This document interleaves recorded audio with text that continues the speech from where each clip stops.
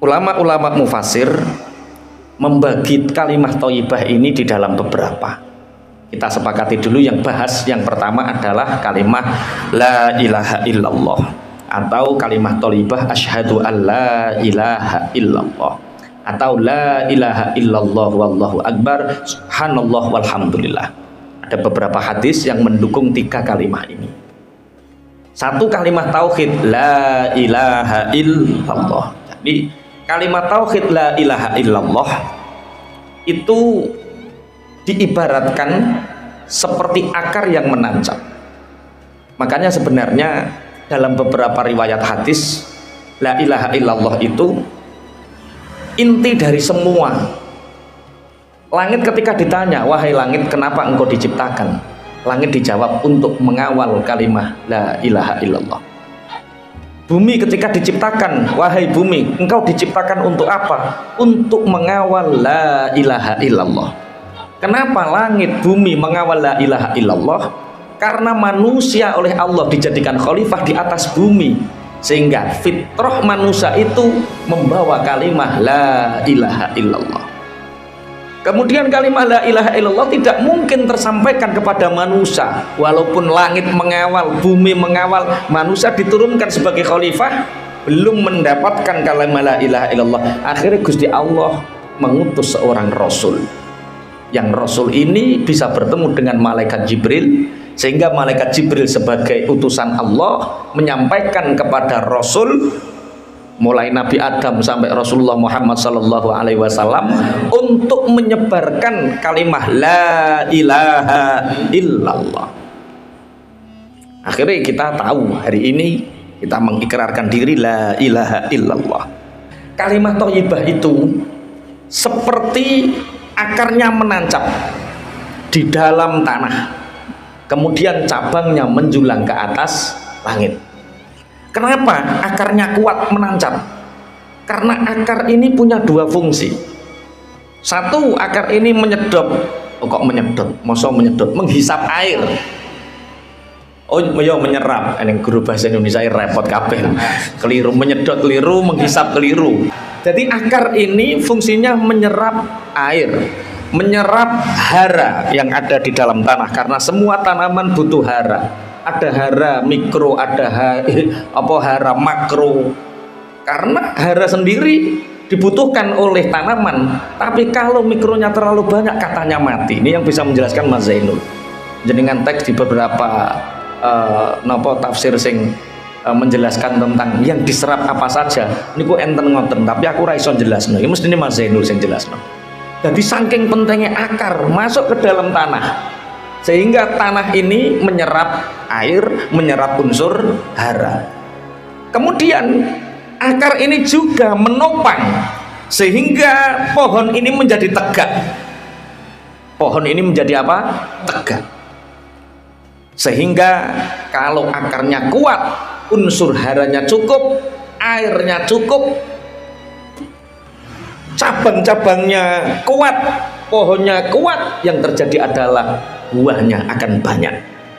Itulah pohon iman. Pohon iman. Jadi pohon kalimat thayyibah la ilaha illallah itu adalah kalimat iman yang menancap di dalam relung hati kita, sehingga ketika pohon ini menancap di relung hati kita, yang terjadi adalah kita, pahala kita ini langsung menjulang ke langit, diterima langit. Maka syarat untuk diterima amal kebaikan itu harus iman.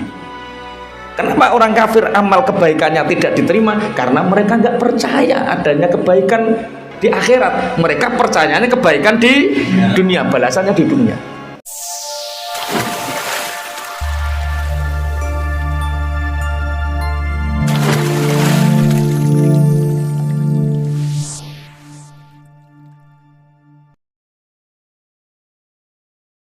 Wa udkhilal ladzina amanu wa amilus shalihat. Wong-wong kang padha iman, orang-orang yang beriman dan melakukan amal saleh, itu mereka dimasukkan ke dalam surga yang di bawahnya itu mengalir sungai-sungai yang airnya berada di bawah, khalidina fiha, mereka abadi di surga, biizni rabbihim, dengan izin Tuhannya, tahiyyatuhum fiha salam. Di dalam surga itu yang jadi ucapan penghormatan, tahiyatnya antara satu dengan yang lain atau dia bertemu dengan malaikat, yaitu tahiyatnya yaitu salam. Salam itu mendoakan salam. Kalau sini ya assalamualaikum, ada yang mengatakan cukup salam. Wa udkhilal ladzina amanu wa amilus salihati jannatin tajri min tahtihal anharu khalidina fiha biizni rabbihim. Orang-orang yang beriman, orang-orang yang beramal soleh, iman dan beramal soleh, itu mereka dimasukkan ke dalam surga. Allahumma amin. Yang di dalam surga itu mengalir air yang menggemericik biizni rabbihim, dengan Tuhan mereka. Jadi surga itu harganya mahal atau murah? Surga itu harganya mahal atau murah? Kok tergantung piye? Kok bingung? Kalau surga itu murah, maka orang beriman tidak akan diuji dengan kesedihan. Kalau surga itu murah, maka orang beriman tidak akan diuji dengan kesulitan. Kalau surga itu murah, maka orang beriman tidak akan diuji dengan kesabaran untuk taat. Kalau surga itu murah, maka orang beriman tidak akan diuji untuk sabar meninggalkan maksiat. Kalau surga itu harganya murah, maka orang beriman tidak akan diuji untuk sakit, diuji untuk lelah, diuji untuk rekoso, diuji untuk mikir utang, wis wakeh pokoknya lah. Ujian-ujian itu semua adalah tiket menuju surga. Ono sing 2 tahun wis mokel saiki lagi kembali nah. Lah itu ujian tiket surga ya seperti itu. Berarti surga itu harganya mahal atau murah?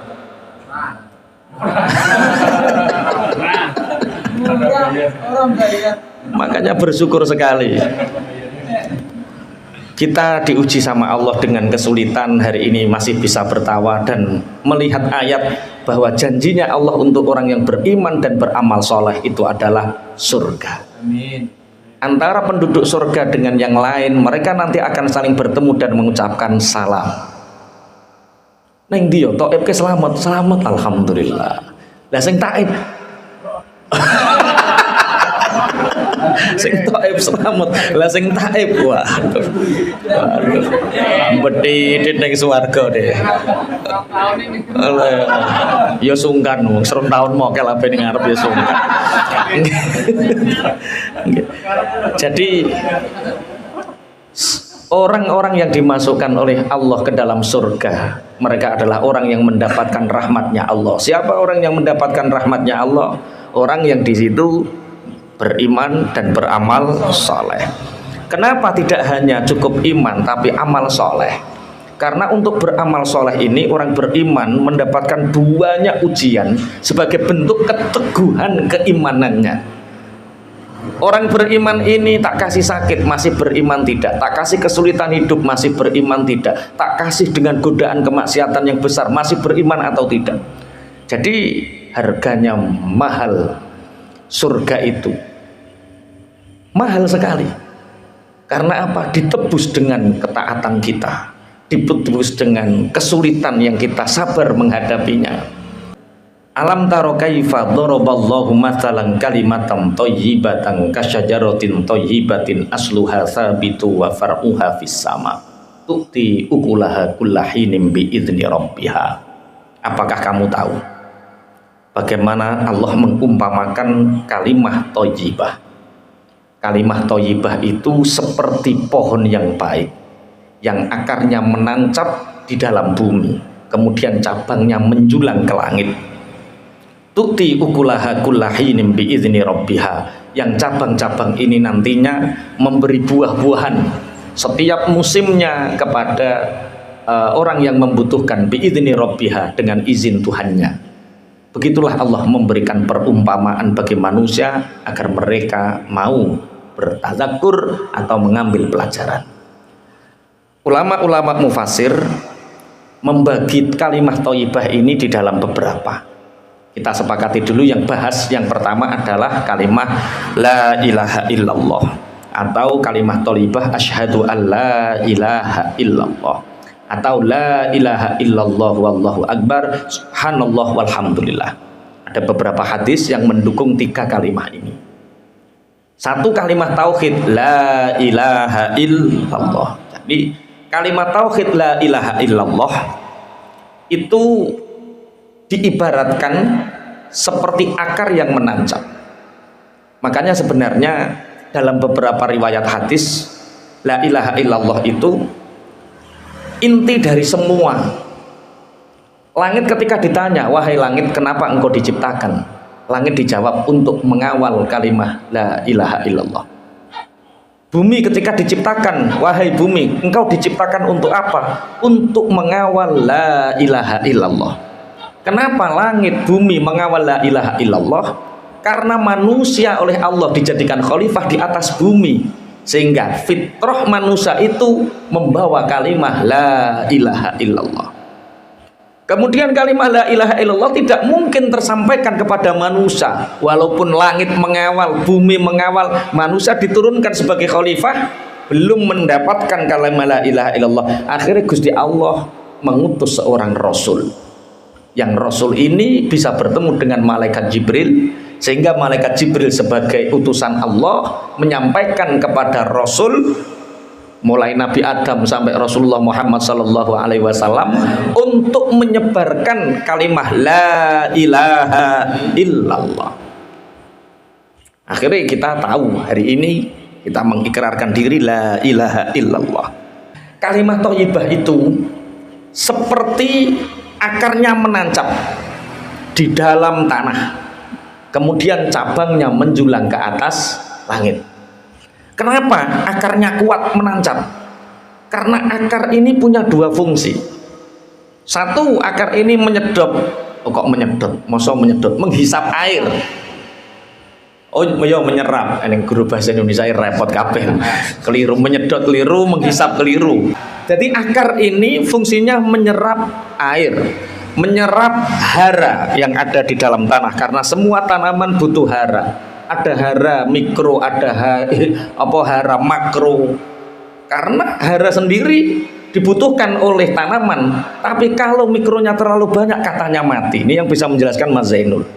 Jenengan teks di beberapa tafsir sing menjelaskan tentang yang diserap apa saja. Niku enten ngoten, tapi aku ra iso jelasno. Iki mesti Mas Zainul sing jelasno. Jadi saking pentingnya akar masuk ke dalam tanah, sehingga tanah ini menyerap air, menyerap unsur hara.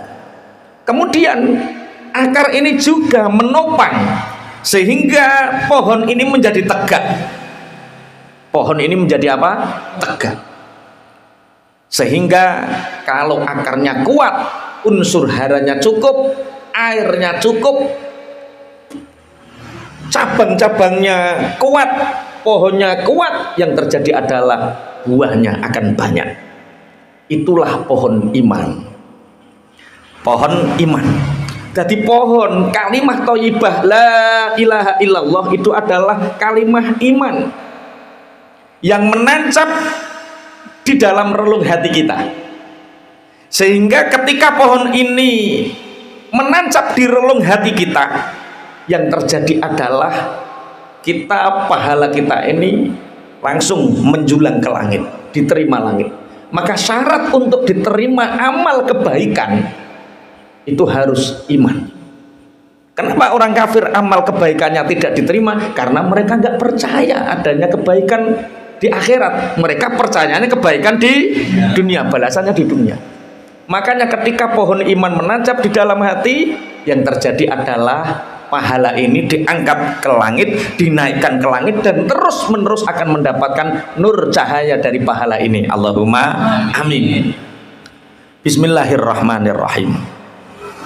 Makanya ini kalimat yang pertama, kalimat thayyibah ini disebut kalimat tauhid la ilaha illallah atau asyhadu an la ilaha illallah. dengan kita ikrar asyhadu alla ilaha illallah wa asyhadu anna muhammadar rasulullah, berarti kita sudah punya iman yang mengakar ke relung hati, yang menjulang ke langit, dan pahala kita buahnya ini diterima nanti. Allahumma amin. Wis pokoke nek beriman wis penak. Ini kalimat yang pertama. Kalimat thayyibah yang pertama tadi apa? La ilaha illallah. Kemudian kalimat thayyibah yang kedua itu diartikan semua jenis kalimat-kalimat yang baik, ucapan-ucapan yang baik. Ucapan yang baik itu seperti pohon yang menancap ke dalam tanah, yang akhirnya menyerap air, memakan hara, mengambil hara, menopang pohon, akhirnya pohon ini berbuah. Berbuah apa? Kemanfaatan.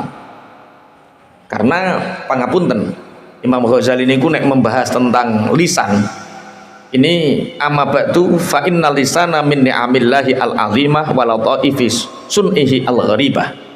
Jadi lisan ini oleh Allah diciptakan, termasuk salah satu anugerah nikmat Allah besar itu kita bisa mengucapkan.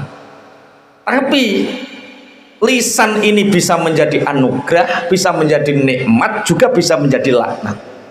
Karena apa? Salamatul insan fi hifdzil lisan. Orang bisa selamat, punya banyak manfaat ya karena lisan. Orang dilaknat, dimurkai juga karena apa? Lisan. Maka dulu itu ada seorang tabi'in punya budak yang terkenal bijaksana, punya pembantu yang terkenal bijaksana. Dites pembantunya ini, Kak, dalem Bapak, ini ada uang, tolong belikan satu bagian kambing yang terbaik menurut sampean.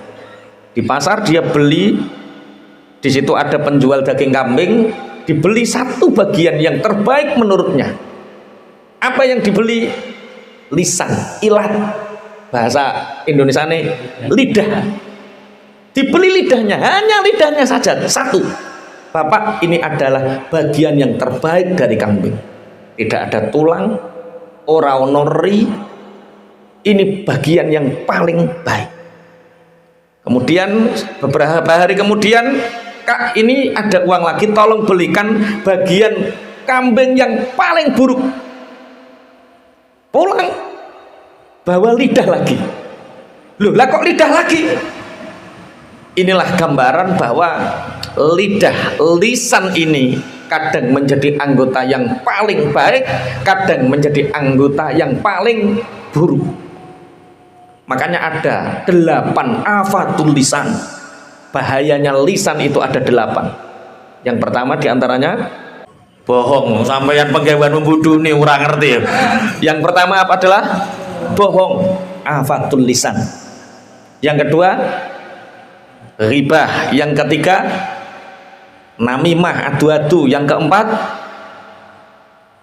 berkata kotor, buruk. Yang kelima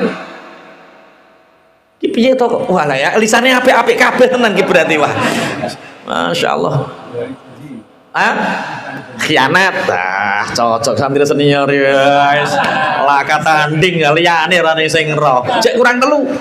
Jadi termasuk lisan ini bisa menjadi malapetaka, juga lisan ini bisa menjadi anugerah. Kalau dalam kitab Ta'limul Muta'allim, fa'athratuhu min fihi tarmi birrasihi fa'athratuhu birrijli tabara 'alal mahli. Kalau orang terpeleset lisannya, maka bisa jadi orang itu dikamplengi kepalanya. Tapi kalau orang hanya terpeleset kakinya, maka paling hanya aboh, sebentar juga akan sembuh. Berarti kepleset sikil karo kepleset lisan itu kepenak. Oh ya ora penak kabeh. Kepleset sikil iki aboh. Tapi sak aboh-aboh kepleset sikil dia akan sembuh. Tapi kalau kepleset lisan akan mengundang kepala ini dipukuli orang. Bisa masuk penjara gara-gara lisan. Oh, teman saya mau balik, ada teman saya kiai, hanya gara-gara nyebut nama satu dituntut 300 juta, kalah. Yo nek keseruduk sapi loro kabeh, keseruduk sapi loro kabeh, tapi nek keseruduk waluan 300 juta gara-gara nyebut satu nama. Lane hati-hati satu nama. Saya di pondok itu pernah digundul, diguyang banyu cerai gara-gara salah nyebut nama, menggunakan parodi. Ketika itu parodi itu puisi guyonan. Ketika itu saya mengatakan bahwa alhamdulillah pembangunan di pondok pesantren Raudhatul Ibn Tagir telah madrasah dibangun. Akhirnya alhamdulillah, menurut salah satu paranormal membutuhkan tumbal. Wah, tumbalnya tak sebut no kepala pondok terus keamanannya, wah akhir langsung ternyata menyebut nama itu afat. Makanya alhamdulillah saya enggak sampai terpleset karena sudah terpleset di pondok. Afatul lisan seperti itu, digundul, diguyang banyu ceret untuk menunjukkan bahwa itu berbahaya sekali menyebut nama di depan publik. Menurut salah satu paranormal ini membutuhkan tumbal, padahal guyon. Alhamdulillah yang pertama ingin berjasa dijadikan tumbal adalah Ustadz Sopo, kepala pondok terus keamanannya, wah langsung geger. Bocah-bocah kan seneng tapi senengnya bocah itu membawa kesengsaraan bagi saya. Nah itu afatul lisan. Nah, hati-hati sekali kalau tentang lisan itu, hati-hati sekali. Jadi kalau kita punya pohon iman, la ilaha illallah, kalau pohon iman sudah tertanam di dalam hati, menjulang ke langit, pahala ini terus mengalir ke langit, yang terjadi adalah setelah kalimatan thayyibah, maka yang terjadi adalah hayatan thayyibah. Hayatan thayyibah itu apa? Kehidupan yang membaik. Setelah hayatan thayyibah, orang tidak bisa menjadi kehidupannya membaik saja, tapi kita punya kalimat thayyibah di dalam hati, menjulang ke langit, kita punya kehidupan yang baik, maka selanjutnya maka kita akan menjadi agen-agen perubahan yang disebut muslih. Kalau kemarin-kemarin kita menjadi soleh, menjadi orang baik, maka ketika sudah ada kalimat thayyibah di dalam hati, sudah menjulang ke langit, punya kehidupan hayatan thayyibah, maka kita akan menjadi agen perubahan terhadap syariat yang disebut dengan muslih. Muslih itu tidak hanya baik, tapi mengajak orang lain untuk baik, menjadikan sekitar kita baik karena keberkahan kehadiran kita. Jadi pertama jadi wong biasa, kemudian menancapkan kalimat thayyibah di dalam hati, menjulang ke langit, pahala terus, nur sinar kalimat tauhid ini terus menjular ke langit. Setelah itu maka kita akan diberi oleh Allah hayatan thayyibah, kehidupan yang baik. Setelah kehidupan yang baik, ojo kok terus urip wis kepenak, tenguk-tenguk tok, aku wis sing penting apik. Belum selesai. Kalau kita sudah punya hayatan thayyibah, kehidupan yang baik, maka selanjutnya berarti Allah menginginkan kita untuk menjadi agen-agen perubahan. Dengan apa? Sing asale kita soleh, kemudian menjadi muslih. Muslih tidak soleh sendiri, tapi sekitar kita soleh. Orang-orang yang dikenal kita menjadi orang-orang yang soleh, itu berarti muslih. Kemudian setelah menancapkannya iman di dalam hati, kemudian pohon iman ini akan menjulang ke langit. Apa yang terjadi? Setelah hayatan thayyibah akan ada yang namanya arzakon mubarakah. Arzakon mubarakah itu rizki yang diberkahi. Rizki yang diberkahi itu kemarin sudah tak sampaikan. Mahya al barokah. Barokah itu apa? Barokah itu ya ziyadatul khair di taatillah.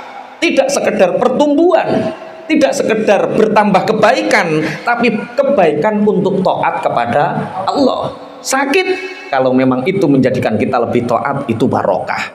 Terlilit hutang, kalau memang itu menjadikan kita lebih taat, itu barokah. Timbang kue sugih blegedeg tapi renorno kakean polah, karo Gusti Allah dimiskinkan, akhirnya ampun Gusti, gara-gara ampun kan terus taat. Iya toh pandangnya jadi supir trailer terus nggoncekno. Akhirnya gereti kabel ngalor ngidul. Kabel sing ana penole iki lho. Karaoke. Gak paham. Akhirnya karo Gusti Allah dibangkrutno. Apa yang terjadi? Nah, itulah keberkahan. Kenapa berkah ini muncul? Arzakon mubarakah muncul karena iman tertanam di hati, menjulang ke langit. Bismillahirrahmanirrahim. Setelah ada arzakon mubarakah, hayatan thayyibah, kita menjadi agen perubahan. Yang terjadi adalah kita punya keyakinan bahwa wa udkhilal ladzina amanu wa amilus solihati jannatin tajri min tahtihal anhar. Bismillahirrahmanirrahim. Jadi beda-beda. Ditancapkannya iman ke hati menarik kehidupan yang baik, namanya hayatan thayyibah. Hayatan thayyibah menjadikan kita menjadi agen perubahan Allah, yang disebut kita menjadi orang muslim. Pahala menjulang tinggi ke langit, itu akan menjadikan arzakon mubarakah. Setelah kita banyak dilimpahi arzakon mubarakah, kita akan punya keyakinan yang kuat. Lah kemudian setelah dinaikkan terus menerus, ciri khasnya musahalah fil ibadah, kita dimudahkan untuk beribadah. Setelah musahalah fil ibadah, terbentuk yang namanya itsar, mendahulukan orang lain di dalam urusan duniawi. Kalau ini sudah terjadi, tanda-tanda itu sudah terjadi, insya Allah iman sudah ada di dalam hati. Allahumma amin. Ya wis ngono tenan dorong sampean. Ya wis mendahulukan orang lain. Ya wis menjadi agen perubahan. Kehidupanmu sudah membaik. Kok insya Allah kabeh. Ana sing jauh. Wah, lane cek ado berarti encekno imane, kalimat thayyibah la ilaha illallah. Nah, itu kalimat thayyibah yang pertama. Kalimat yang thayyibah yang kedua itu kalimat thayyibah semua perkataan-perkataan yang baik. Semua perkataan yang baik itu diibaratkan oleh Allah seperti pohon yang akarnya menancap ke bawah. Kebaikan omongan ini akan menjadi batang pohon yang rindang, yang di situ banyak buahnya, artinya banyak bermanfaat untuk orang lain. Cak Win, kenapa Allah menciptakan dua telinga satu mulut? Kok bingung? Allah menciptakan kita punya dua telinga, kita punya satu mulut. Ada satu sahabat punya murid tabi'in. Muridnya ini tidak pernah bertanya. Ketika santri-santri yang lain banyak bertanya, dia diam. Ketika santri yang lain pulang, sahabat ini bertanya kepada tabi'in ini, engkau menjadi muridku sudah begitu lama. Banyak orang berdiskusi tentang ilmu, tapi engkau selalu di pojok dan diam saja. Kenapa? Dia menjawab, bukankah Allah menciptakan dua telinga untuk banyak mendengar dan satu mulut untuk sedikit bicara? Kok muneng terusan sampean? Mas Taib wedi saiki deh. Dua telinga satu mulut, banyaklah mendengar, sedikitlah bicara. Berbicaralah hanya untuk kebenaran dan berbicaralah untuk kebaikan, sehingga pembicaraanmu ini menjadi buah yang banyak dirasakan oleh orang lain. Rasulullah Shallallahu Alaihi Wasallam itu pernah berjalan dengan para sahabat. Di situ ada kambing, yang kambing ini sudah mati, sudah busuk, dari kedua matanya sudah mengeluarkan ulat, dan tulang-tulangnya sudah banyak kelihatan. Rasulullah berkata kepada para sahabatnya, siapa yang mau membeli kambing ini? Ya Rasulullah, jangankan untuk membeli, kita dikasih saja kita nggak mau. Kenapa? Kambing ini sudah matanya buta, kakinya patah, busuk lagi. Siapa yang mau beli? Oke, kalau begitu kita kasih gratisan. Siapa yang mau ingin bawa pulang? Nggak ada sahabat yang mau. Kita ini jangankan yang bangkai ya Rasulullah, yang hidup saja kita dikasih kambing yang matanya buta, kakinya patah, dan sudah tidak mau makan, hidup saja kita dikasih, nggak ada yang mau. Karena apa? Akan menjadi beban. Apa sabda Rasulullah Sallallahu Alaihi Wasallam? Memakan bangkai kambing yang seperti ini, memakan bangkai yang seperti ini azabnya lebih ringan daripada orang-orang yang membicarakan aib saudaranya. Ini afatul lisan. Memakan bangkai seperti kambing ini itu lebih ringan azabnya bagi orang yang membicarakan aib saudaranya. Makanya sahabat yang paling sedikit bicara itu Abu Bakar As-Siddiq. Kalau dia tidak untuk hak, nggak mau bicara. Bahkan beliau pernah berdoa, ya Allah, lebih baik aku bisu daripada mengucapkan yang tidak benar. Apa yang dilakukan Abu Bakar untuk itu? Dia punya batu yang disumpel ke mulutnya 12 tahun dia. Dilepas hanya ketika makan, ketika wudhu, dan ketika sholat. Jadi neng mulutnya Abu Bakar 12 tahun Abu Bakar itu ngemut krikel ben ora ngomong Allah. Iki kok rada tersinggung kabeh ketok ya. Sesuk aja praktek nonggung. Apa kok mulu-mulu? Kok mulu-mulu? Apa? Ben gak ngomong-ngomong. Ben gak ngomong apa? Allah. Ben gak ngomong Allah. Masya Allah. Makanya satu kali lisan itu bisa mengangkat derajat seseorang, satu kali lisan juga bisa membuat orang itu hina dina gara-gara omongan lisan. Makanya ada seorang ayah mengajarkan anaknya, nak, jaga mulutmu nak, karena surga itu merindukan 4 golongan. Hafizul lisan, yang pertama adalah orang yang bisa menjaga mulutnya. Bagaimana Bapak? Bagaimana aku bisa menjaga lisanku? Nak, ambil paku dan palu. Setiap kali kamu ngomong keburukan, tancapkan paku itu di sebuah pohon. Ketika ngomong keburukan lagi, tancapkan lagi. Ngomong buruk lagi, tancapkan lagi. Ngomong buruk lagi, tancapkan lagi. Setelah berlatih sehingga dia semakin sedikit membicarakan aib, semakin sedikit ngomong buruk, semakin sedikit. Akhirnya kalau kamu sudah bisa melepaskan, sudah bisa menjaga lisanmu, ambil pakunya, diambil satu, diambil satu, diambil satu.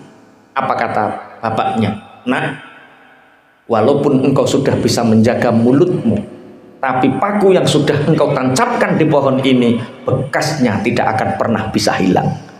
Begitu juga saat engkau marah. Ketika engkau marah dan engkau mengucapkan kata-kata yang tidak pantas kepada seseorang, maka biarpun kamu sudah meminta maaf dan dia memaafkan, tapi omonganmu itu masih tertancap di relung hatinya. Maka ini bahaya afatul lisan.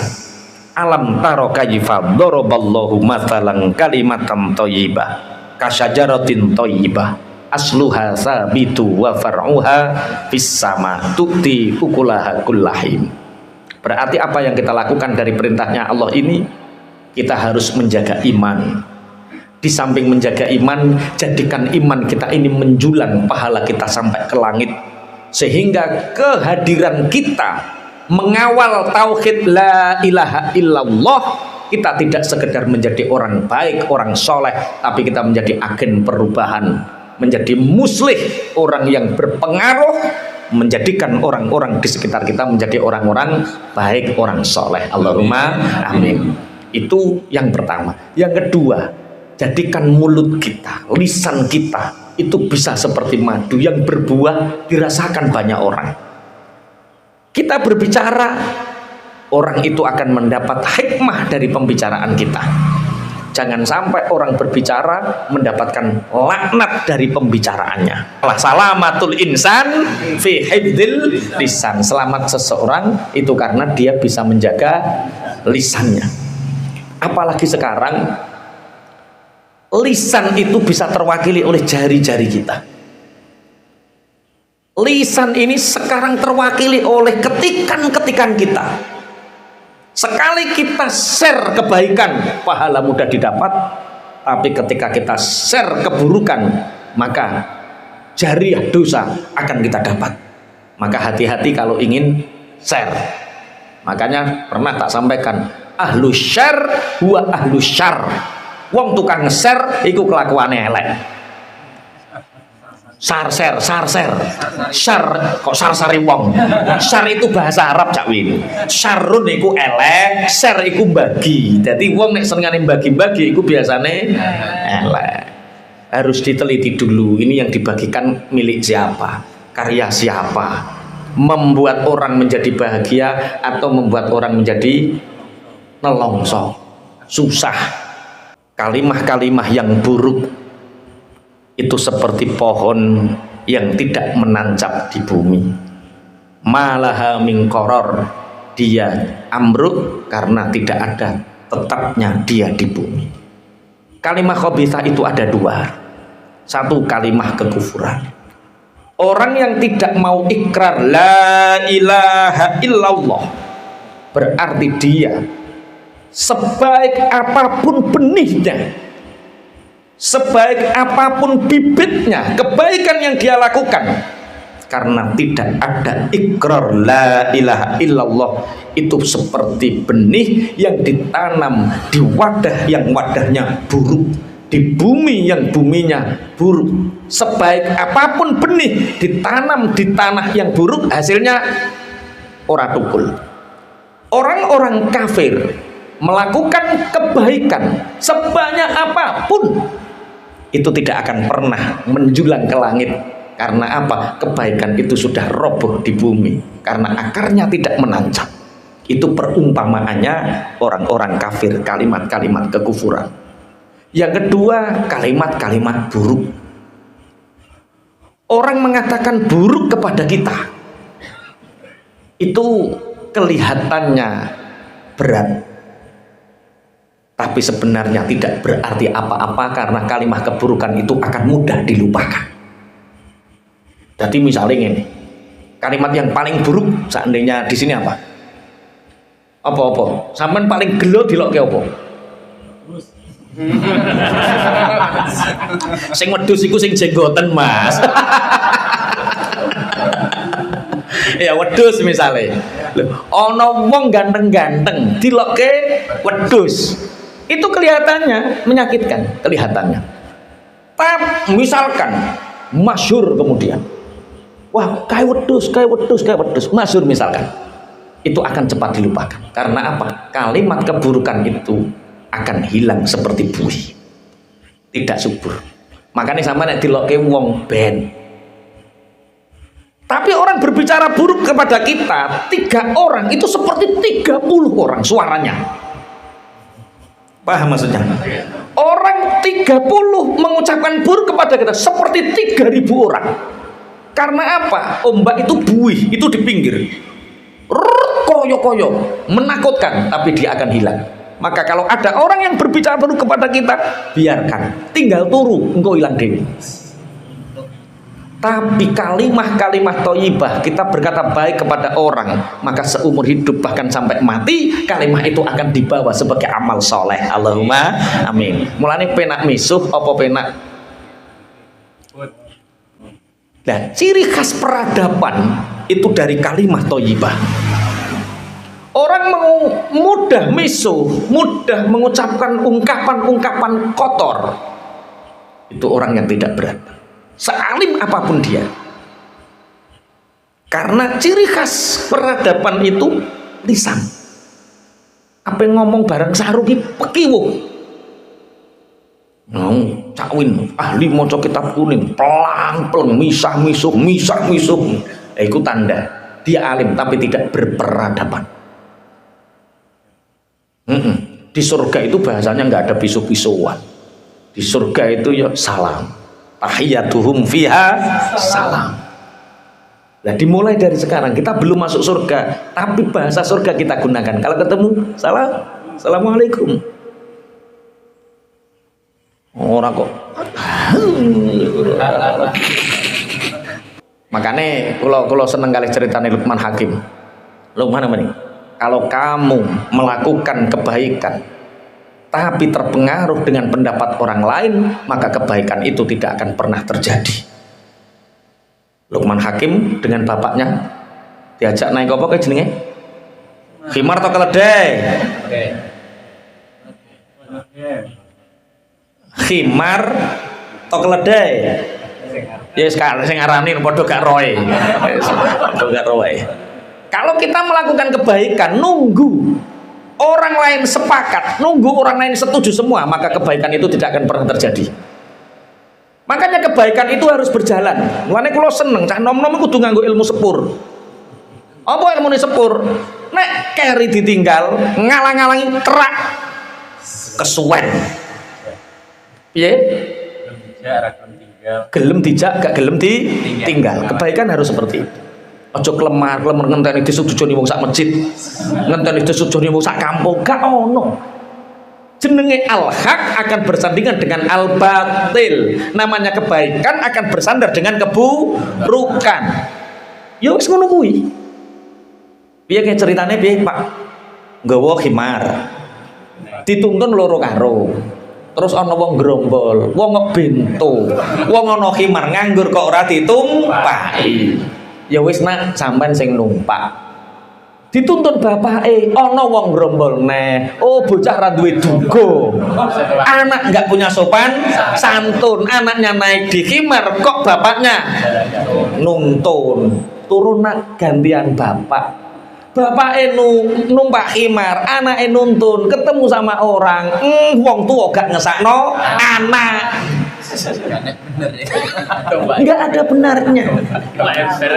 Ya wis, terus numpak loro karo. Bareng numpak loro karo ketemu wong neh, wong ora ngesakno khimar. Wong khimar cilik ditumpaki wong loro. Ya wis nak nek ngono gendong wae khimare. Khimare digendong wong tambah nemen kae. Iya Allah. Ya memang seperti itu. Makanya saya ingat perkataan Umi di awal-awal kula teng dalem niku wis luar biasa. Umi ngatur kula ngeten. Kalau Abi dicintai banyak orang, itu tandanya Abi pemimpin. Tapi kalau Abi dicintai banyak orang dan dibenci banyak orang, itu tandanya Abi pemimpin besar.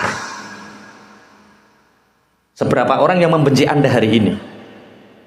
Jangan-jangan Anda hanya siap untuk menjadi pemimpin, tapi kecil, nggak siap menjadi pemimpin besar. Untuk seperti Pak Joko Widodo presiden, dia berapa ribu hujatan tiap jam atau tiap hari? Tiap detik. Ada yang memuji, ada yang menghujat. Itulah pemimpin besar. Kalau pemimpin besar hanya ingin dipuji, kena lambung mas. Nek lambung nuruti netizen lambung mas. Bar ngaleh ning geger, ngaleh masya Allah. Makanya untuk menjadi pemimpin besar siap dipuji banyak orang dan siap dicaci orang karena apa? Namanya keputusan pasti akan ada dampak dan resikonya. Ngaji ngeten iki apik, bagus. Resikone apa? Bojomu ning omah kademen udan-udan ngene iki piye? Pasti ada dampak resikonya. Tidak ada kebaikan yang sempurna dan tidak ada keburukan yang sempurna. Dan yang mengambil keputusan yang tepat itulah agen perubahan yang namanya apa? Muslih. Kalau terus marem, oh yo. Pancen pemimpin yang besar adalah pemimpin yang siap dipuji dan siap dihina. Kalau orang dipuji banyak orang, tandanya pinter mimpin. Tapi dipuji orang dan banyak dimaki orang, tandanya pemimpin yang besar. Iya, siap menjadi pemimpin besar. Nanti dibaiat. Keamanan pondok yang dibaiat, rasamu gampang. Untuk menjadi keamanan pondok, masya Allah. Sing surat-suratan koncone lho. Siap kehilangan teman. Waduh, wis dia akan menjadi kerdil, dia akan menjadi pemimpin kecil. Tapi kalau tidak, Pak, konco-konco tugas. Ini profesional, sepurane. Lapor ke Pak Yai, diijab ke. Bocah kok surat-suratan. Ayo langsung ijab. Jadak sing disurati tiba merongos. Lho bocah pondok kan gak tau roh wajahe to. Surat-suratan jenenge apik, tulisannya apik, bareng sing disurati tiba merongos. Keamanan iki berjasa lho.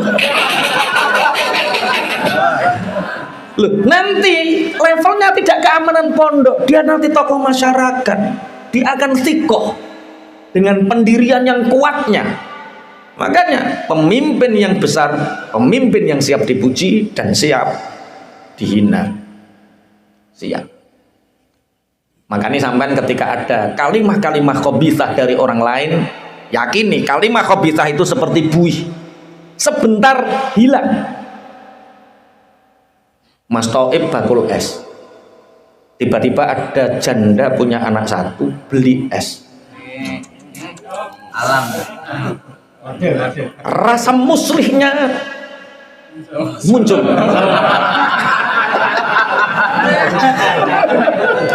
Dibantu, Mbak, lah kok piyambakan? Gak piyambakan piye to Mas, ngene iki wong bojone pun kapundhut buntan. Loh, niki berarti anak yatim, masya Allah, masya Allah. Wah, dia ikhlas lillahi ta'ala karena dia menjadi agen perubahan ngaji hati yang sebentar lagi dibaiat. Bantu anak yatim betul. Wes Mbak, gak usah khawatir. Nek anak sampean sekolah, nek tuku es ning nggonku gratis. Ini kok sambok boy. Bukan, ini ikhlas lah. Bareng seperti itu Pak Hadi iri. Cerita sak koncone, kowe ngerti Toib. Meneng-meneng gembol bom. Wah, akhirnya sak kajian ngaji hati, dia tidak hanya menuduh lewat bukti rekaman dan video. Wow. Videonya ketika memberi kepada iki lho sing diinter. Rame sak ngaji hati. Ingat, itu adalah buih. Ojo sampai gak iso turu hanya sekedar itu. Rong minggu hilang. Karena semua kalimah khabithah itu tidak ada yang abadi. Yang abadi hanya kalimah thayyibah. Wes, masih ada yang nggak bisa tidur karena cacian orang. Wong lagi dipaidu kok mutung ngopo. Agen perubahan kok lemah ngopo. Agen perubahan harus kuat. Makanya enten Pak Yai kula nek azan mboten disenengi wong. Ana sing mlebeki, ana sing ngene, omongane ngene. Tapi gak sampai dituki arit to gulumu. Gak aman. Nabi Zakaria ditugel gulune, gulumu cek utok cek azan wae. Mosok lagi gara-gara seperti itu terus lemah. Agen perubahan harus kuat. Muslih itu harus kuat. Orang yang ingin bermanfaat untuk banyak orang harus kuat, siap dipuji, siap dicaci. Tapi insya Allah nek ning Indonesia wong Jawa iki ora sampai mawak-mawak ngono ya ora sampai. Paling mau rasan-rasan tipis ngono tok ae. Gibah-gibah tipis. Lah wis aja mbok pikir. Kayak gue ramen-ramen dunya ngono. Yakini yang kalian lakukan adalah benar. Satu-satunya yang paling bertanggung jawab ketika kita tidak berhasil dan kita tidak sukses, yang paling bertanggung jawab adalah kita sendiri, bukan orang lain. Yang paling bertanggung jawab ketika kita tidak berhasil, kita tidak sukses, yang paling bertanggung jawab bukan orang lain tapi kita sendiri. Maka jadikan paidunan orang lain, ocehan orang lain sebagai semangat kita untuk terus berdakwah li'ila'i kalimatillah. Wa udkhilal ladzina amanu wa amilus shalihat. Wong-wong kang padha iman, orang-orang yang beriman dan melakukan amal saleh, itu mereka dimasukkan ke dalam surga yang di bawahnya itu mengalir sungai-sungai yang airnya berada di bawah, khalidina fiha. Mereka abadi di surga biizni rabbihim, dengan izin Tuhannya. Tahiyyatuhum fiha salam. Di dalam surga itu yang jadi ucapan penghormatan, tahiyatnya antara satu dengan yang lain atau dia bertemu dengan malaikat, yaitu tahiyatnya yaitu salam. Salam itu mendoakan salam. Kalau sini ya assalamualaikum. Ada yang mengatakan cukup salam. Wa udkhilal ladzina amanu wa 'amilus solihati jannatin tajri min tahtihal anharu khalidina fiha biizni rabbihim. Orang-orang yang beriman, orang-orang yang beramal soleh, iman dan beramal soleh, itu mereka dimasukkan ke dalam surga. Allahumma amin. Yang di dalam surga itu mengalir air yang menggemericik biizni rabbihim, dengan Tuhan mereka. Jadi surga itu harganya mahal atau murah? Surga itu harganya mahal atau murah? Kok tergantung piye? Kok bingung? Kalau surga itu murah, maka orang beriman tidak akan diuji dengan kesedihan. Kalau surga itu murah, maka orang beriman tidak akan diuji dengan kesulitan. Kalau surga itu murah, maka orang beriman tidak akan diuji dengan kesabaran untuk taat. Kalau surga itu murah, maka orang beriman tidak akan diuji untuk sabar meninggalkan maksiat. Kalau surga itu harganya murah, maka orang beriman tidak akan diuji untuk sakit, diuji untuk lelah, diuji untuk rekoso, diuji untuk mikir utang, wis wakeh pokoknya lah. Ujian-ujian itu semua adalah tiket menuju surga. Ono sing 2 tahun wis mokel saiki lagi bali neh. Lah itu ujian tiket surga ya seperti itu. Berarti surga itu harganya mahal atau murah?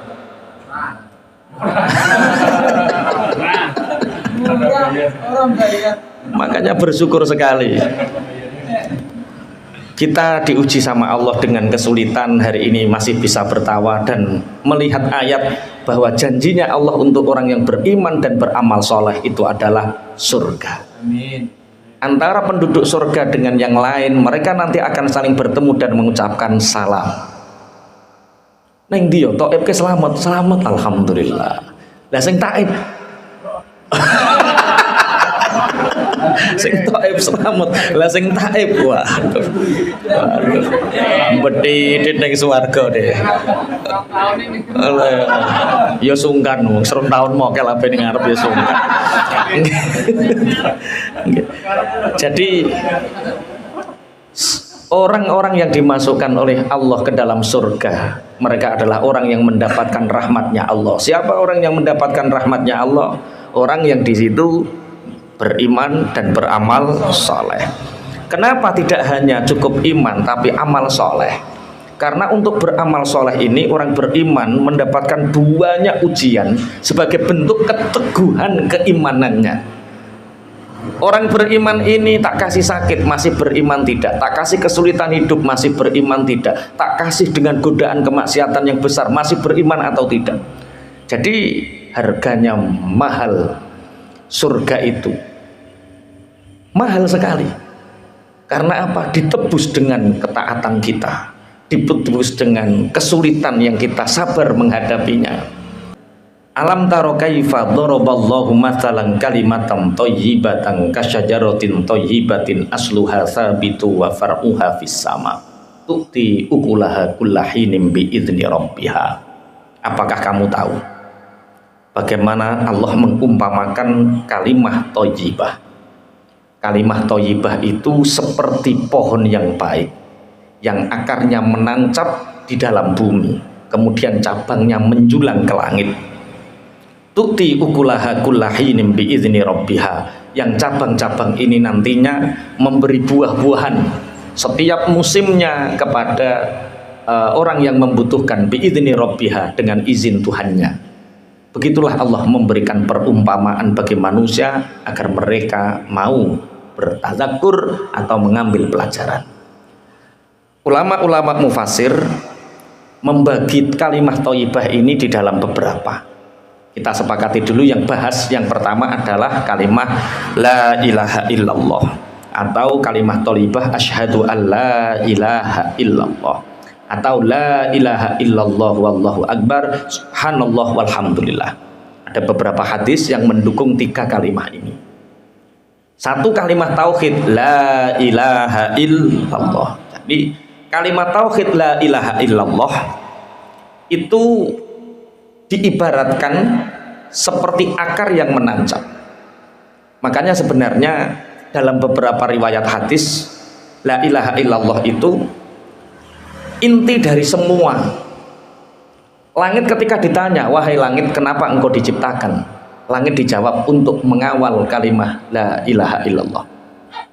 Bumi ketika diciptakan, wahai bumi engkau diciptakan untuk apa? Untuk mengawal la ilaha illallah.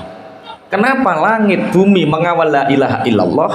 Karena manusia oleh Allah dijadikan khalifah di atas bumi, sehingga fitrah manusia itu membawa kalimah la ilaha illallah. Kemudian kalimah la ilaha illallah tidak mungkin tersampaikan kepada manusia. Walaupun langit mengawal, bumi mengawal, manusia diturunkan sebagai khalifah, belum mendapatkan kalimah la ilaha illallah. Akhirnya Gusti Allah mengutus seorang rasul. Yang rasul ini bisa bertemu dengan malaikat Jibril, sehingga malaikat Jibril sebagai utusan Allah menyampaikan kepada rasul, mulai Nabi Adam sampai Rasulullah Muhammad SAW, untuk menyebarkan kalimah la ilaha illallah. Akhirnya kita tahu hari ini kita mengikrarkan diri la ilaha illallah. Kalimat thayyibah itu seperti akarnya menancap di dalam tanah, kemudian cabangnya menjulang ke atas langit. Kenapa akarnya kuat menancap? Karena akar ini punya dua fungsi. Satu, akar ini menyedot. Oh, kok menyedot? Masa menyedot? Menghisap air. Oh, ya menyerap. Ini guru bahasa Indonesia repot kabeh. Keliru, menyedot keliru, menghisap keliru. Jadi akar ini fungsinya menyerap air, menyerap hara yang ada di dalam tanah, karena semua tanaman butuh hara. Ada hara mikro, ada hara makro.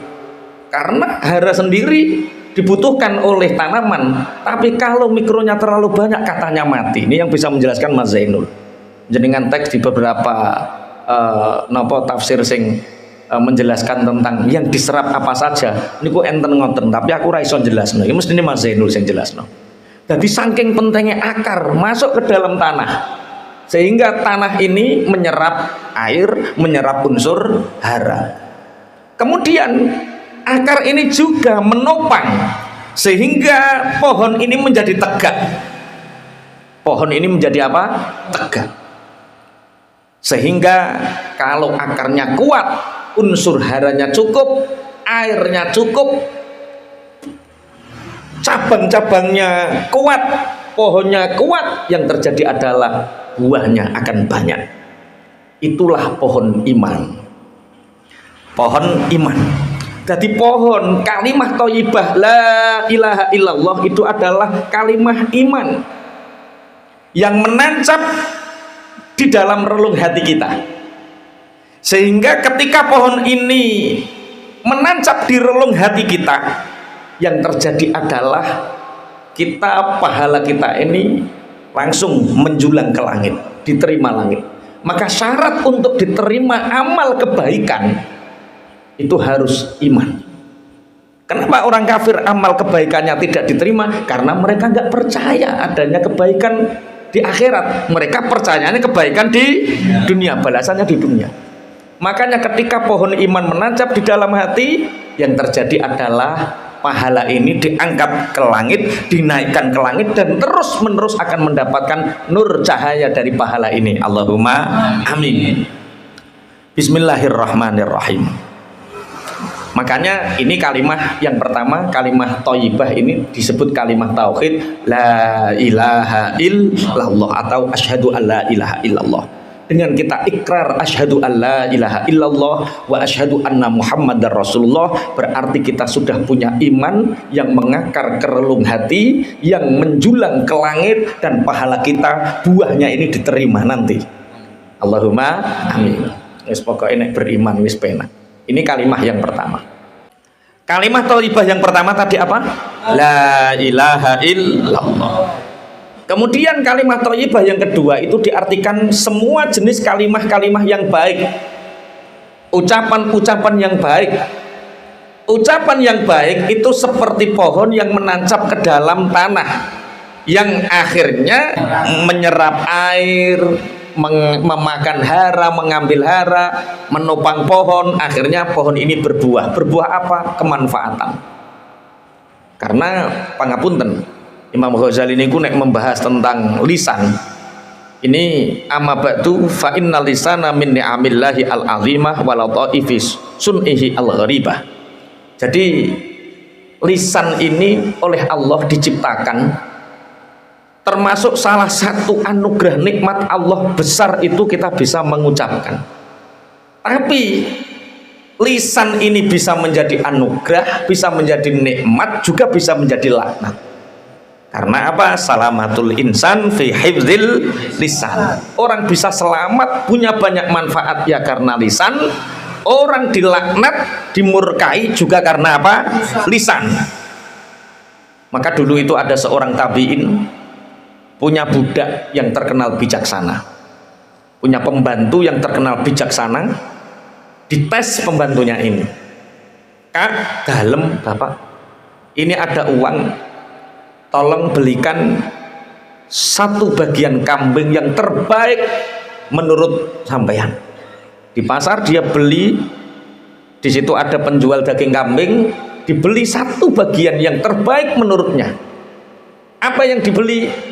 Lisan, ilat, bahasa Indonesia ini lidah. Dibeli lidahnya, hanya lidahnya saja satu. Bapak, ini adalah bagian yang terbaik dari kambing. Tidak ada tulang, ora ono ri. Ini bagian yang paling baik. Kemudian beberapa hari kemudian, Kak, ini ada uang lagi, tolong belikan bagian kambing yang paling buruk. Pulang bawa lidah lagi. Loh, lah kok lidah lagi? Inilah gambaran bahwa lidah, lisan ini kadang menjadi anggota yang paling baik, kadang menjadi anggota yang paling buruk. Makanya ada 8 afatul lisan. Bahayanya lisan itu ada 8. Yang pertama diantaranya bohong. Sampeyan penggawean membudu nih orang ngerti ya. Yang pertama apa adalah bohong, afatul lisan. Yang kedua ribah. Yang ketiga namimah, adu-adu. Yang keempat berkata kotor, buruk. Yang kelima piye to kok walah ya lisane apik-apik kabeh tenan ki berarti wah. Masyaallah. Khianat. Cocok santri senior ya. Lah katanding liyane rane sing ro. Cek kurang telu. Jadi termasuk lisan ini bisa menjadi malapetaka, juga lisan ini bisa menjadi anugerah. Kalau dalam kitab Ta'limul Muta'allim, fa'athratuhu min fihi tarmi birrasihi fa'athratuhu birrijli tabara 'alal mahli. Kalau orang terpeleset lisannya, maka bisa jadi orang itu dikamplengi kepalanya. Tapi kalau orang hanya terpeleset kakinya, maka paling hanya aboh, sebentar juga akan sembuh. Berarti kepleset sikil karo kepleset lisan itu kepenak. Oh ya ora penak kabeh. Kepleset sikil iki aboh. Tapi sak aboh-aboh kepleset sikil dia akan sembuh. Tapi kalau kepleset lisan akan mengundang kepala ini dipukuli orang. Bisa masuk penjara gara-gara lisan. Oh, teman saya mau balik, ada teman saya kiai, hanya gara-gara nyebut nama satu dituntut 300 juta. Kalah. Yo nek keseruduk sapi loro kabeh, keseruduk sapi loro kabeh, tapi nek keseruduk waluan 300 juta. Gara-gara nyebut satu nama. Lane hati-hati satu nama. Saya di pondok itu pernah digundul, diguyang banyu cerai. Gara-gara salah nyebut nama. Menggunakan parodi ketika itu.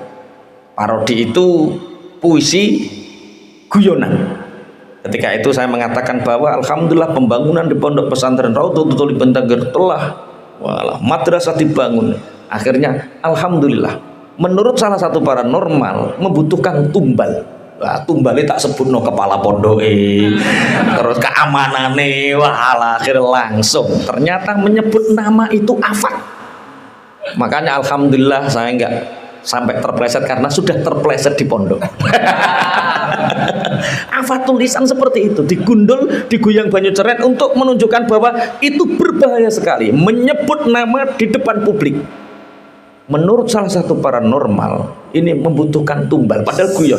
Alhamdulillah, yang pertama ingin berjasa dijadikan tumbal adalah Ustadz Sopo, kepala pondoke, terus keamanannya, wah langsung geger. Bocah-bocah kan seneng, tapi senengnya bocah itu membawa kesengsaraan bagi saya. Nah, itu afatul lisan. Nah, hati-hati sekali kalau tentang lisan itu, hati-hati sekali. Jadi kalau kita punya pohon iman, la ilaha illallah, kalau pohon iman sudah tertanam di dalam hati, menjulang ke langit, pahala ini terus mengalir ke langit, yang terjadi adalah setelah kalimatan thayyibah, maka yang terjadi adalah hayatan thayyibah. Hayatan thayyibah itu apa? Kehidupan yang membaik.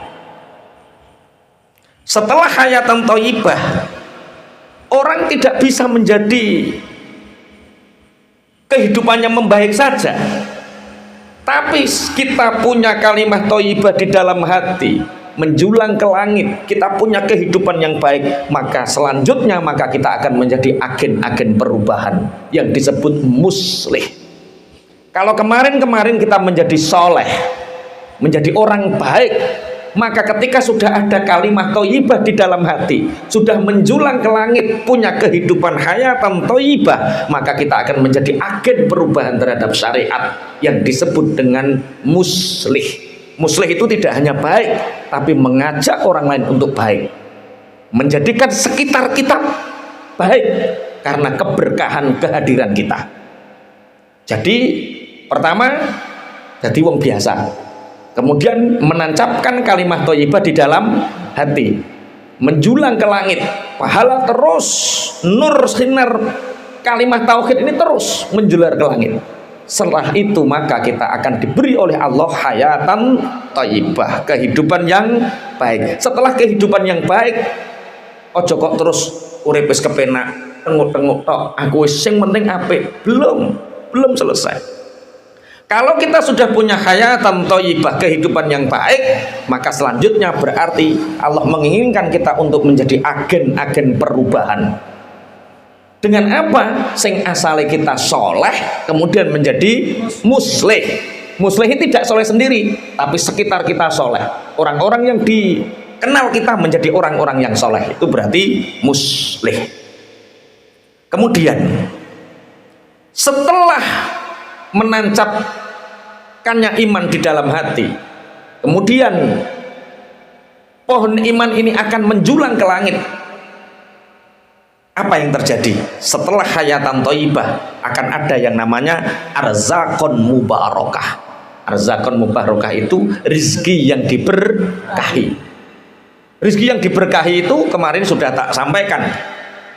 Mahya al barokah. Barokah itu apa? Barokah itu ya ziyadatul khair di taatillah.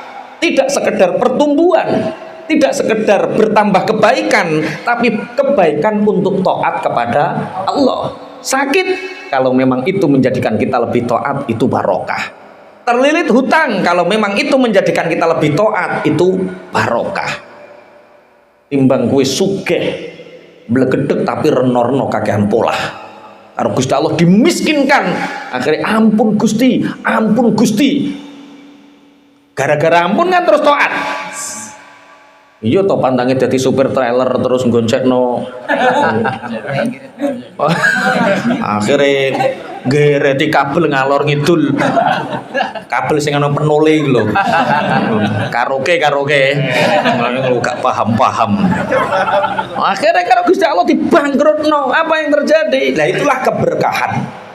Kenapa berkah ini muncul? Arzakon mubarakah muncul karena iman tertanam di hati, menjulang ke langit. Bismillahirrahmanirrahim. Setelah ada arzakon mubarakah, hayatan thayyibah, kita menjadi agen perubahan.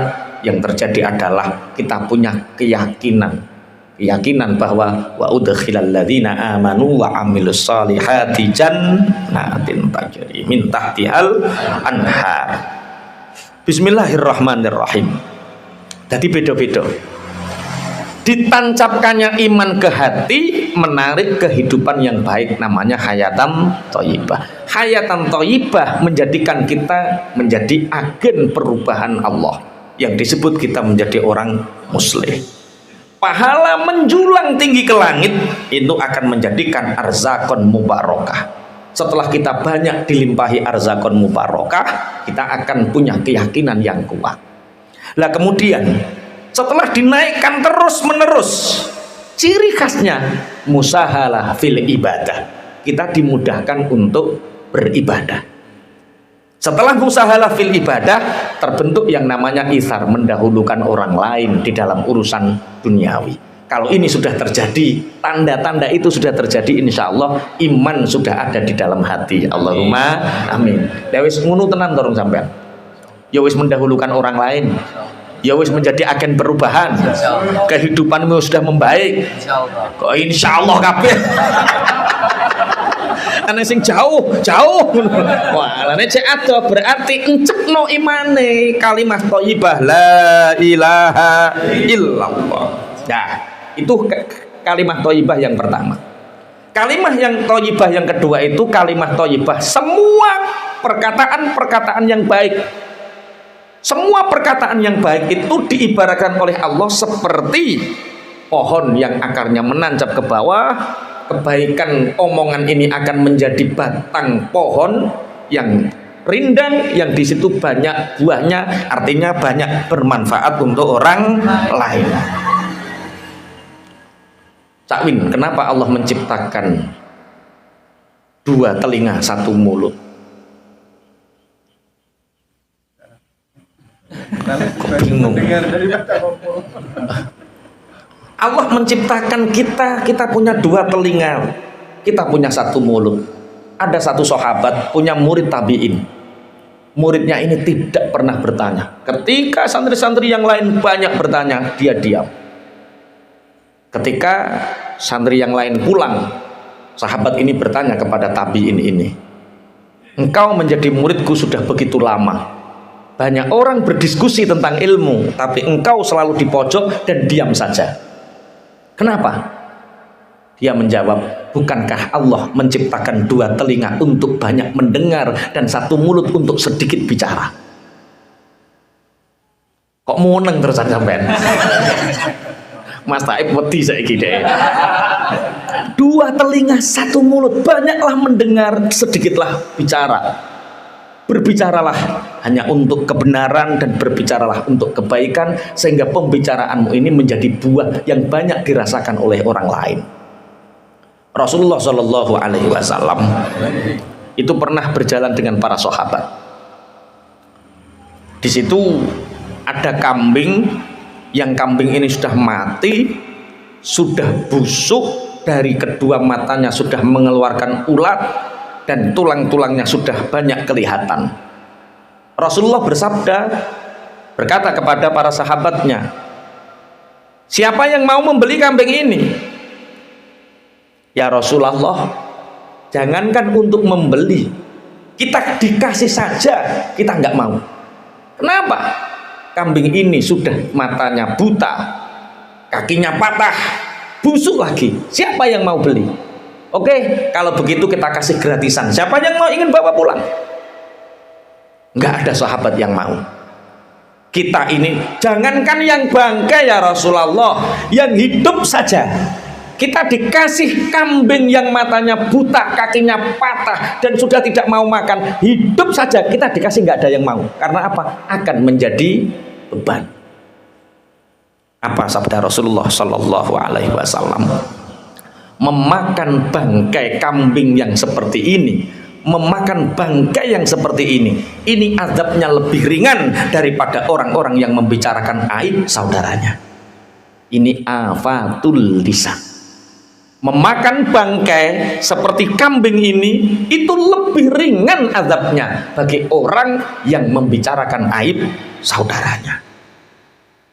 Makanya sahabat yang paling sedikit bicara itu Abu Bakar As-Siddiq. Kalau dia tidak untuk hak, nggak mau bicara. Bahkan beliau pernah berdoa, ya Allah, lebih baik aku bisu daripada mengucapkan yang tidak benar. Apa yang dilakukan Abu Bakar untuk itu? Dia punya batu yang disumpel ke mulutnya 12 tahun dia. Dilepas hanya ketika makan, ketika wudhu, dan ketika sholat. Jadi neng mulutnya Abu Bakar 12 tahun Abu Bakar itu ngemut krikel ben ora ngomong Allah. Iki kok rada tersinggung kabeh ketok ya.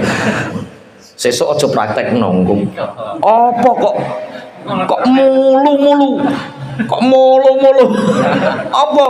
Ben gak ngomong-ngomong. Ben gak ngomong apa? Allah. Ben gak ngomong Allah. Masya Allah. Makanya satu kali lisan itu bisa mengangkat derajat seseorang, satu kali lisan juga bisa membuat orang itu hina dina gara-gara omongan lisan. Makanya ada seorang ayah mengajarkan anaknya, nak, jaga mulutmu nak, karena surga itu merindukan 4 golongan. Hafizul lisan, yang pertama adalah orang yang bisa menjaga mulutnya. Bagaimana Bapak? Bagaimana aku bisa menjaga lisanku? Nak, ambil paku dan palu. Setiap kali kamu ngomong keburukan, tancapkan paku itu di sebuah pohon. Ketika ngomong keburukan lagi, tancapkan lagi. Ngomong buruk lagi, tancapkan lagi. Ngomong buruk lagi, tancapkan lagi. Setelah berlatih sehingga dia semakin sedikit membicarakan aib, semakin sedikit ngomong buruk, semakin sedikit. Akhirnya kalau kamu sudah bisa melepaskan, sudah bisa menjaga lisanmu, ambil pakunya, diambil satu, diambil satu, diambil satu. Apa kata bapaknya? Nah, walaupun engkau sudah bisa menjaga mulutmu, tapi paku yang sudah engkau tancapkan di pohon ini, bekasnya tidak akan pernah bisa hilang. Begitu juga saat engkau marah. Ketika engkau marah dan engkau mengucapkan kata-kata yang tidak pantas kepada seseorang, maka biarpun kamu sudah meminta maaf dan dia memaafkan, tapi omonganmu itu masih tertancap di relung hatinya. Maka ini bahaya afatul lisan. Alam taro kayfa daraballahu mathalan kalimatan thayyibah kasyajaratin thayyibah asluha sabitu wa far'uha fis sama tu'ti ukulaha kullahin. Berarti apa yang kita lakukan dari perintahnya Allah ini, kita harus menjaga iman. Di samping menjaga iman, jadikan iman kita ini menjulang, pahala kita sampai ke langit, sehingga kehadiran kita mengawal tauhid la ilaha illallah, kita tidak sekedar menjadi orang baik, orang soleh, tapi kita menjadi agen perubahan, menjadi muslih, orang yang berpengaruh, menjadikan orang-orang di sekitar kita menjadi orang-orang baik, orang soleh. Allahumma amin.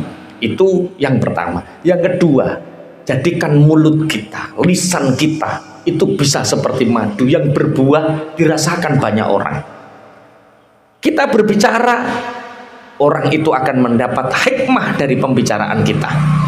Jangan sampai orang berbicara mendapatkan laknat dari pembicaraannya. Salamatul insan fi hifdzil lisan. Selamat seseorang itu karena dia bisa menjaga lisannya.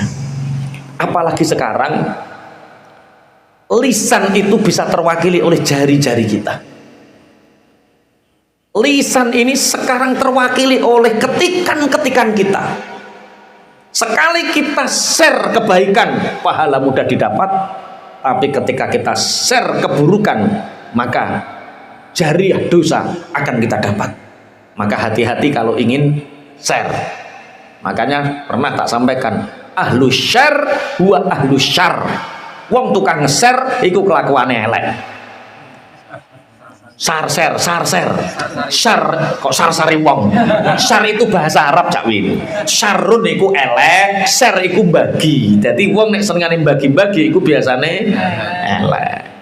Harus diteliti dulu, ini yang dibagikan milik siapa, karya siapa, membuat orang menjadi bahagia atau membuat orang menjadi nelongso, susah. Kalimah-kalimah yang buruk itu seperti pohon yang tidak menancap di bumi. Malaha min qaror, dia ambruk karena tidak ada tetapnya dia di bumi. Kalimat khabithah itu ada dua. Satu, kalimat kekufuran. Orang yang tidak mau ikrar la ilaha illallah, berarti dia sebaik apapun benihnya, sebaik apapun bibitnya, kebaikan yang dia lakukan, karena tidak ada ikrar la ilaha illallah, itu seperti benih yang ditanam di wadah yang wadahnya buruk, di bumi yang buminya buruk. Sebaik apapun benih ditanam di tanah yang buruk, hasilnya ora tukul. Orang-orang kafir melakukan kebaikan sebanyak apapun, itu tidak akan pernah menjulang ke langit. Karena apa? Kebaikan itu sudah roboh di bumi, karena akarnya tidak menancap. Itu perumpamaannya orang-orang kafir, kalimat-kalimat kekufuran. Yang kedua, kalimat-kalimat buruk. Orang mengatakan buruk kepada kita, itu kelihatannya berat, tapi sebenarnya tidak berarti apa-apa, karena kalimat keburukan itu akan mudah dilupakan. Jadi misalnya ini, kalimat yang paling buruk seandainya di sini apa? Apa-apa? Sampean paling gelo dilokke apa? Sing wedhus iku sing jenggoten, Mas. Ya wedhus misalnya. Ana wong ganteng-ganteng dilokke wedhus. Itu kelihatannya menyakitkan, kelihatannya. Tapi misalkan masyhur kemudian, wah kayak wedhus, masyhur misalkan, itu akan cepat dilupakan. Karena apa? Kalimat keburukan itu akan hilang seperti buih, tidak subur. Makanya sama nek dilokke wong ben. Tapi orang berbicara buruk kepada kita, 3 orang itu seperti 30 orang suaranya. Paham maksudnya? Orang 30 mengucapkan buruk kepada kita seperti 3000 orang. Karena apa? Ombak itu buih, itu di pinggir. Koyo-koyo, menakutkan, tapi dia akan hilang. Maka kalau ada orang yang berbicara buruk kepada kita, biarkan, tinggal turu, engkau hilang dewi. Tapi kalimat-kalimat thayyibah, kita berkata baik kepada orang, maka seumur hidup bahkan sampai mati, kalimat itu akan dibawa sebagai amal soleh. Allahumma amin. Mulane penak misuh apa penak. Nah, ciri khas peradaban itu dari kalimat thayyibah. Orang mudah misuh, mudah mengucapkan ungkapan-ungkapan kotor, itu orang yang tidak beradab, sealim apapun dia. Karena ciri khas peradaban itu lisan. Apa yang ngomong barang saruki pekiwuh. Cakwin ahli maca kitab kuning, pelang-pelang, misah-misuh. Itu tanda dia alim tapi tidak berperadaban. Di surga itu bahasanya nggak ada pisu-pisuan. Di surga itu ya salam, tahiyyatuhum fiha salam. Nah, dimulai dari sekarang, kita belum masuk surga, tapi bahasa surga kita gunakan. Kalau ketemu, salam, assalamualaikum. Orang kok. Makanya kalau seneng kali ceritanya Luqman Hakim. Luqman apa nih? Kalau kamu melakukan kebaikan tapi terpengaruh dengan pendapat orang lain, maka kebaikan itu tidak akan pernah terjadi. Luqman Hakim dengan bapaknya diajak naik apa kayak jenenge? Khimar atau keledai? Khimar atau keledai? Ya sekarang sing ngarani padha gak roe. Padha gak roe. Kalau kita melakukan kebaikan, nunggu orang lain sepakat, nunggu orang lain setuju semua, maka kebaikan itu tidak akan pernah terjadi. Makanya kebaikan itu harus berjalan. Mulane kula seneng cah nom-nom kudu nganggo ilmu sepur. Apa ilmu sepur? Nek keri ditinggal, ngalang-alangi kerak kesuwen. Piye? Gelem dijak, gak gelem ditinggal. Kebaikan harus seperti itu. Aja kelemar ngenteni disujudoni wong sak masjid, ngenteni disujudoni wong sak kampung, gak ono. Jenenge al-haq akan bersandingan dengan al-batil. Namanya kebaikan akan bersandar dengan keburukan. Ya wis ngono kuwi. Piye ke ceritane piye, Pak? Nggawa khimar. Dituntun loro karo. Terus ana wong grombol, wong ngebento, wong ana khimar nganggur kok ora ditumpaki. Ya wis nak sampean sing numpak. Dituntun bapake, ana wong grombol neh. Oh, bocah ra duwe duga. Anak enggak punya sopan santun, anaknya naik di khimar kok bapaknya nuntun. Turun nak gantian bapak. Bapake numpak khimar, anake nuntun, ketemu sama orang. Wong tuwa gak ngesakno anak. Enggak ada benarnya. Ya wis, terus numpak loro karo.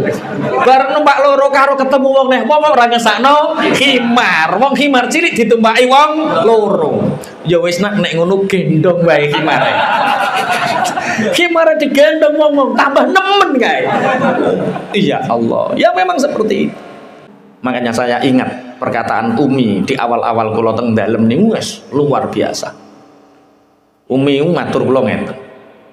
Kalau Abi dicintai banyak orang, itu tandanya Abi pemimpin. Tapi kalau Abi dicintai banyak orang dan dibenci banyak orang, itu tandanya Abi pemimpin besar. Seberapa orang yang membenci Anda hari ini? Jangan-jangan Anda hanya siap untuk menjadi pemimpin, tapi kecil, nggak siap menjadi pemimpin besar. Untuk seperti Pak Joko Widodo presiden, dia berapa ribu hujatan tiap jam atau tiap hari? Tiap detik. Ada yang memuji, ada yang menghujat. Itulah pemimpin besar. Kalau pemimpin besar hanya ingin dipuji, kena lambung, Mas. Nek lambung nuruti netizen lambung, Mas.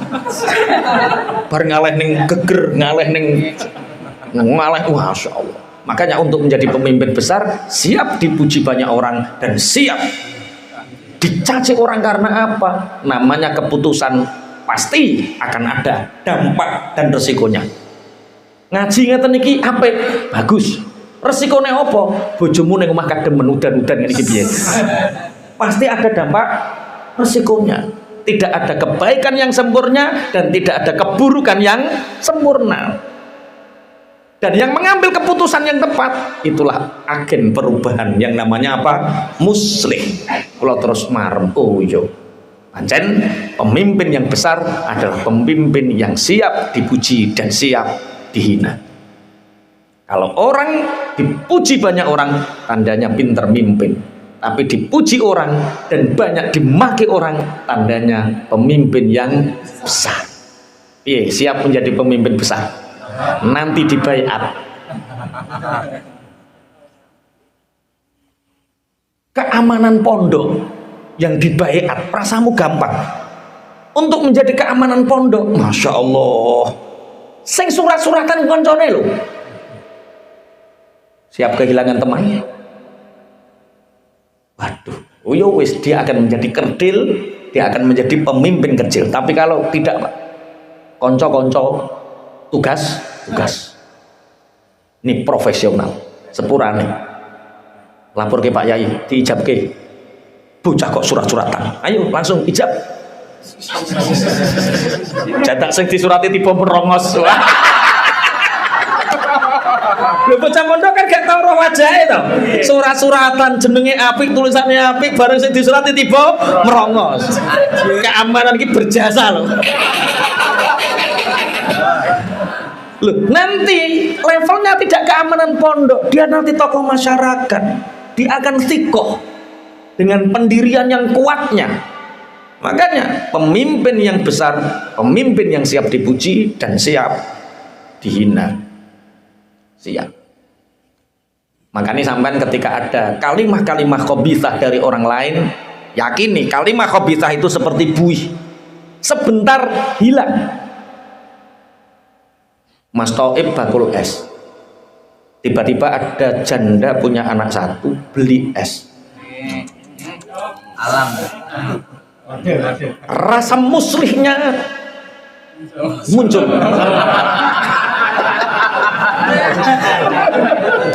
Dibantu. Mbak, lah kok piyambakan? Gak piyambakan piye to Mas ngene iki wong bojone pun kapundhut buntan. Loh, niki berarti anak yatim, masya Allah, masya Allah. Wah, dia ikhlas lillahi ta'ala karena dia menjadi agen perubahan ngaji hati yang sebentar lagi dibaiat. Bantu anak yatim betul. Wes mbak, gak usah khawatir. Nek anak sampean sekolah, nek tuku es ning nggonku gratis. Ini kok sambok boy. Bukan, ini ikhlas lah. Bareng seperti itu Pak Hadi iri. Cerita sak koncone, kowe ngerti Thaib. Meneng-meneng gembol bom. Wah, akhirnya sak kajian ngaji hati, dia tidak hanya menuduh lewat bukti rekaman dan video. Wow. Videonya ketika memberi kepada iki lho sing diinter. Rame sak ngaji hati. Ingat, itu adalah buih. Ojo sampai gak iso turu hanya sekedar itu. Rong minggu hilang. Karena semua kalimat khabithah itu tidak ada yang abadi. Yang abadi hanya kalimat thayyibah. Wes, masih ada yang nggak bisa tidur karena cacian orang. Wong lagi dipaidu kok mutung ngopo. Agen perubahan kok lemah ngopo. Agen perubahan harus kuat. Anggernya enten Pak Yai kula nek azan mboten disenengi wong. Ana sing mlebeki, ana sing ngene, omongane ngene. Tapi gak sampai dituki arit to gulumu. Gak aman. Nabi Zakaria ditugel gulune, gulumu cek utok cek azan wae. Mosok lagi gara-gara seperti itu terus lemah. Agen perubahan harus kuat. Muslih itu harus kuat. Orang yang ingin bermanfaat untuk banyak orang harus kuat, siap dipuji, siap dicaci. Tapi insya Allah nek ning Indonesia wong Jawa iki ora sampai mawak-mawak ngono ya ora sampai. Paling mau rasan-rasan tipis ngono tok ae. Gibah-gibah tipis. Lah wis aja mbok pikir. Kayak gue ramen-ramen dunya ngono. Yakini yang kalian lakukan adalah benar. Satu-satunya yang paling bertanggung jawab ketika kita tidak berhasil dan kita tidak sukses, yang paling bertanggung jawab adalah kita sendiri, bukan orang lain. Yang paling bertanggung jawab ketika kita tidak berhasil, kita tidak sukses, yang paling bertanggung jawab bukan orang lain tapi kita sendiri. Maka jadikan paidunan orang lain, ocehan orang lain sebagai semangat kita untuk terus berdakwah li'ila'i kalimatillah.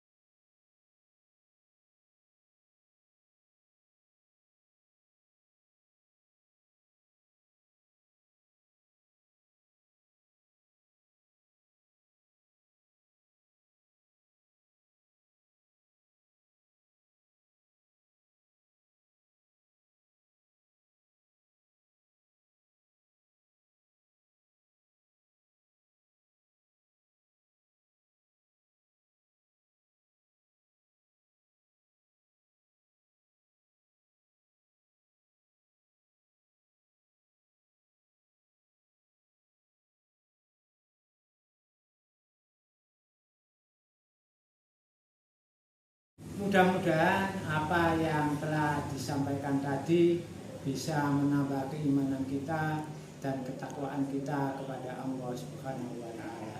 Assalamualaikum warahmatullahi wabarakatuh.